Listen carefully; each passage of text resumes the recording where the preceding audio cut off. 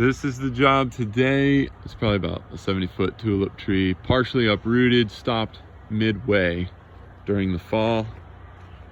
That's my wife looking at it.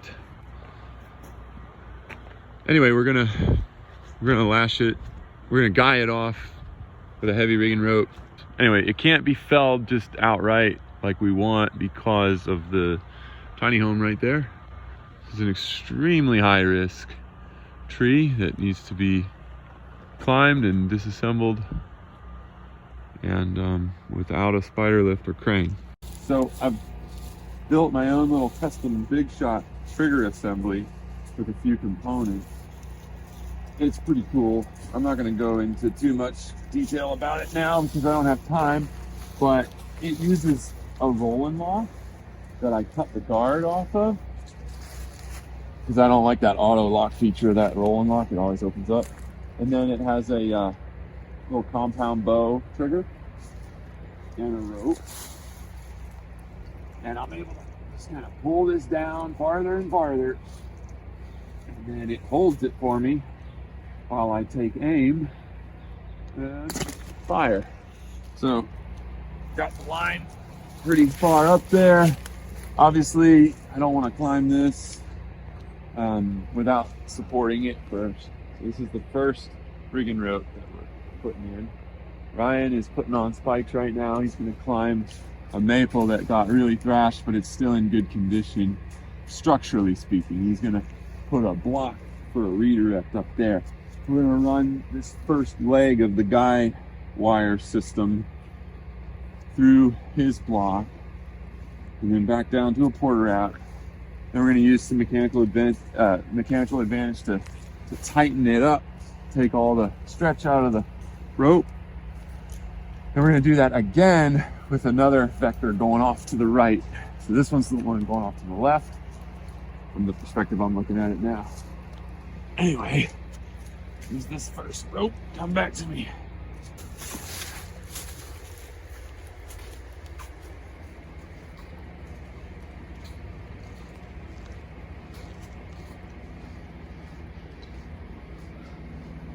All right, we're committed now. I just canopy anchored one of our most expensive ropes to the top of this tree, so we have to finish this job to get it back.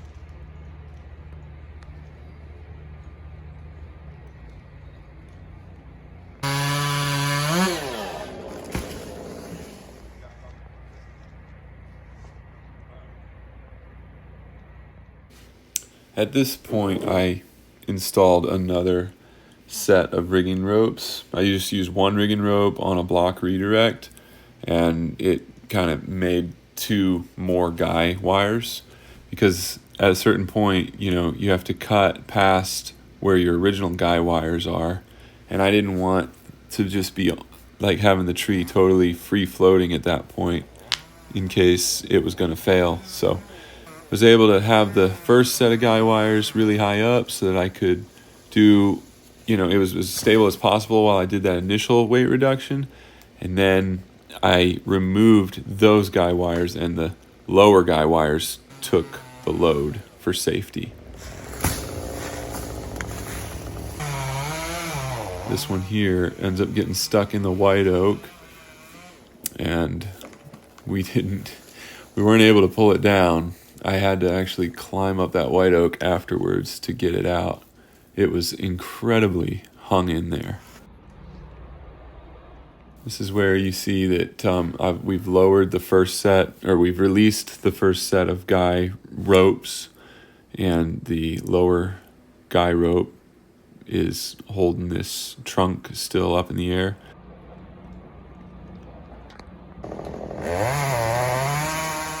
And then just chunking it down.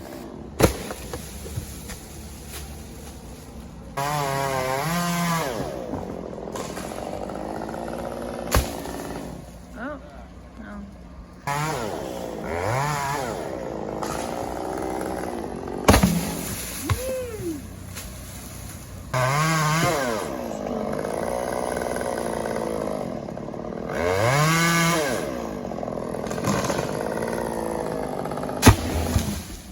once I got to the lower guy ropes, I was pretty confident that the tree had enough weight off of it to be safe to just free float. And so, yeah, just cut some logs after that to finish it off. But one of these like launched a piece towards the tiny house. Look at this in slow motion again. So that's why you don't want to have anybody standing around. That thing went like, I don't know, 30 or 40 feet. Anyways, that's it. Not showing all the cleanup of all this job here, but that's how we handled a hard one. Thanks for watching.